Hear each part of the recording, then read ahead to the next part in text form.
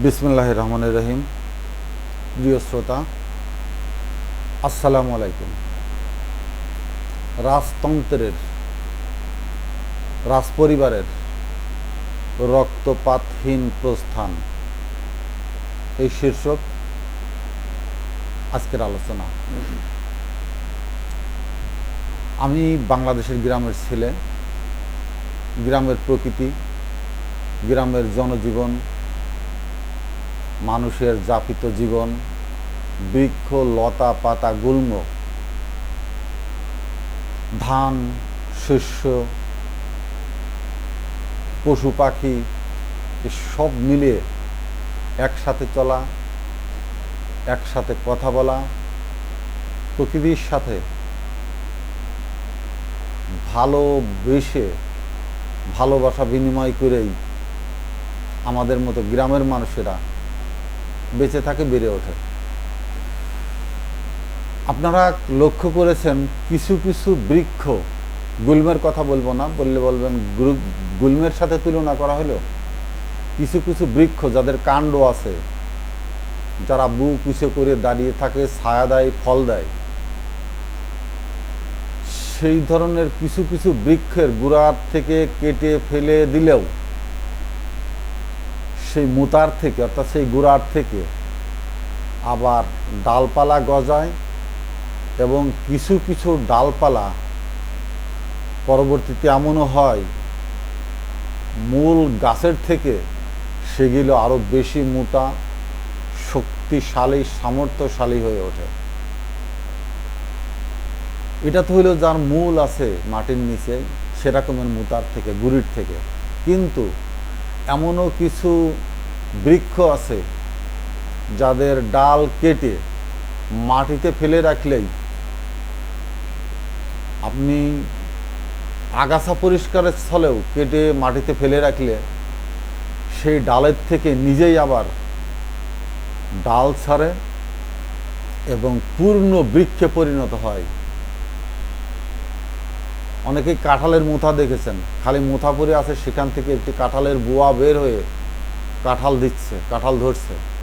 কলা গাছ মাঝের থেকে কাটে ফেলে দিলেও ওইখান থেকে আবার কুশি বের হচ্ছে, বড় হচ্ছে, কলা ধরতেছে। আপনারা কচা গাছ চেনেন অবশ্যই, যারা বাংলাদেশি, বাঙালি। কচা জমিতে ঘেরার কাজে ব্যবহৃত হয় ডালটা। এটা ডাল কেটে ফেলে রাখলেও মাটির থেকে নূতন করে আবার ওর থেকে আরো শক্তিশালী গাছ হতে পারে। সজিনার ডাল কেটে ফেলে রেখে দেখবেন ওখান থেকেও আবার পূর্ণ সজিনা গাছ হয়ে উঠতে পারে। আমি এই উপমাগুলো কেন বললাম? একটি বংশ, একটি রাজতন্ত্রধারী বংশ, যারা দেশকে রাজতন্ত্রে পরিণত করতে চায়, দেশকে গোলামভাবে, দেশের জনগণকে জমিদারির আওতাধীন প্রজাভাবে, তাদেরকে শৃঙ্খলিত রেখে এক নায়কতন্ত্র, স্বৈরাশাসক, স্বৈরাচারিণী হয়ে যারা রাজদম্ভে রাজ্য চালাতে চেয়েছিল, তেমনই একটি পরিবার, শেখ পরিবার, যারা এদেশ থেকে 2 বার বিতাড়িত হলো। কিন্তু আমি আলোচনা করব এর প্রেক্ষাপট নিয়ে। 1975, 1924 দুজনের প্রস্থানের প্রেক্ষাপট এক নয়। 75-এও সেনাবাহিনী দ্বারা উৎখাত হয়েছিল শেখ মুজিব। সবাই বলে সপরিবারে, কথাটি সঠিক নয়। সঠিক যে নয় তার দিব্য প্রমাণ বিগত 15 বৎসর এ দেশকে যে অগ্নিগর্ভে, অগ্নিকুণ্ডে পরিণত করেছিল, তার দৃষ্টান্ত জলজ্যান্ত আপনার আমার সম্মুখে। আর সেই পরিবারকেই আবার 24 সালে এদেশ থেকে বিতাড়িত করা হলো সেই সেনাবাহিনী দ্বারাই। কিন্তু ইতিহাস 2টি প্রস্থানের দুইটি ধারায় লিপিবদ্ধ হবে। ৭৫-এ স্বৈরশাসক বিলাসী রাজা সাহেবকে এদেশ থেকে উৎখাত করা প্রেক্ষাপট স্বাভাবিক ছিল না, অস্বাভাবিক হয়ে পড়েছিল তাকে দেশ থেকে সরানোর। সেখানে রক্তপাত ঘটেছিল, রক্তপাত ঘটানো হয়েছিল ৩২ নম্বরের ওই আবু জেহেলের বাড়ির মতো অভিশপ্ত ওই বাড়িতে। সবাই বলে সপরিবারে। তথ্যটি কত বড় ভুল। তার নিয়ামক, তার অনুঘটক, তারা কন্যা আবার ২০২৪ সালের ৫ই আগস্ট দেশ থেকে বিতাড়িত হলেন সেনাবাহিনী দ্বারা। কিন্তু এবারকার প্রেক্ষাপট আলাদা। ৭৫-এ সরকার উৎখাত করতে গিয়ে বাইরে রক্তপাত ঘটেনি, ঘটেছিল একটি বাড়ির ভিতর বা দুইটি বাড়ির ভিতর। কিন্তু এবার ২৪ সালের ৫ই আগস্ট রক্ত ঝরেছে সাধারণ জনতার, ছাত্রদের, ব্যবসায়ীদের, রিক্সা চালকের, শ্রমিকের, শিশুর, মায়ের কোলের অবুঝ শিশুর, যারা কিছুই জানে না।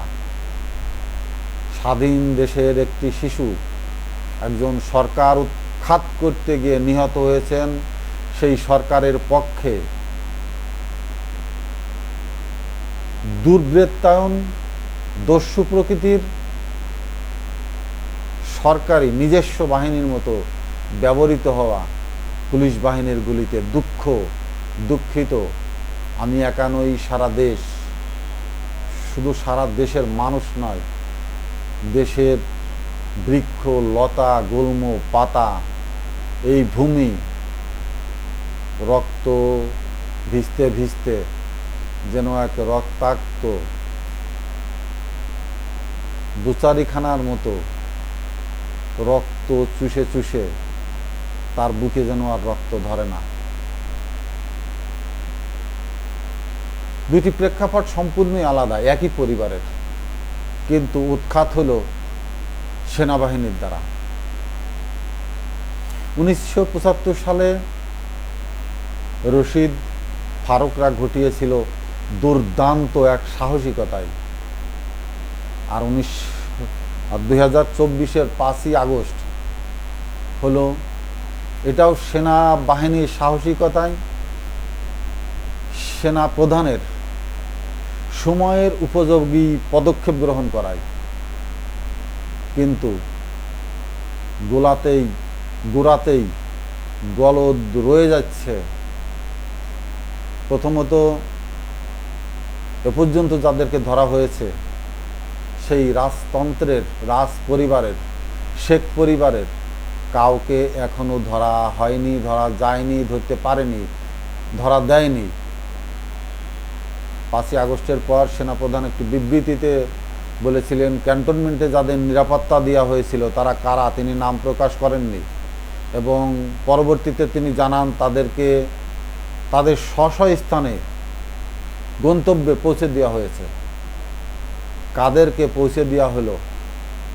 এর অধিকাংশই শেখ পরিবারের সদস্য ছিল, কেননা তিনি শেখ পরিবারের আত্মীয়, এবং বাংলাদেশের যতগুলো ক্যান্টনমেন্ট আছে সেনাপ্রধানের আত্মীয় হওয়ায় শেখ পরিবারের সদস্যরা নিরাপদে, নির্ভয় অরণ্য ভেবেই ক্যান্টনমেন্টে তারা আশ্রয় নিয়েছিল।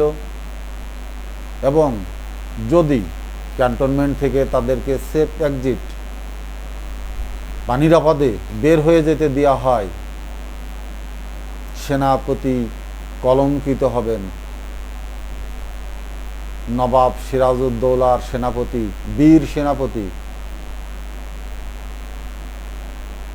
বীর সেনাপতি মদন, যে দেশের পক্ষে লড়তে লড়তে প্রাণ বিসর্জন দিয়েছিলেন, যদি সিরাজউদ্দৌলা বেঁচে থাকতেন বীরবদন অন্য উপাধিতে ভূষিত হতেন, কিন্তু মির্জাপুর হেরে যাওয়ার ফলেই, অর্থাৎ সিরাজউদ্দৌলা হেরে যাওয়ার ফলেই সিরাজউদ্দৌলাকে নিয়েই ইতিহাস হয়েছে। মীর মদনকে নিয়ে কোনো ছবি, নাটক, মুভি তৈরি হয়নি, আলাদা ইতিহাস রচিত হয়নি। তিনি বিজয়ের মুকুট পরতে পারেননি, কিন্তু ঠিক একই ধারায় সময় উপযোগী পদক্ষেপ নিয়েও, জনগণের হয়েও, দেশের হয়েও বর্তমান সেনাপ্রধান ওয়াকারুজ্জামান যদি শেখ পরিবারকে রক্ষা করতে চান, খালা শাশুড়ি হিসাবে, দুইজন নারীকে মুসলমান হিসাবে, মুসলিমরা নারীদের সম্মান করে, মুসলিম সেনাপতিরা নারীদেরকে সম্মান করে, ইসলামে নারীদের সম্মান অপরিহার্য, সেটা দেওয়া হয়েছে। তাদের মান সম্মান, দেশের ইজ্জত রক্ষার্থে দুইজন নারীকে জনরোষের, জন আক্রমণের হাত থেকে রক্ষা করা হয়েছে।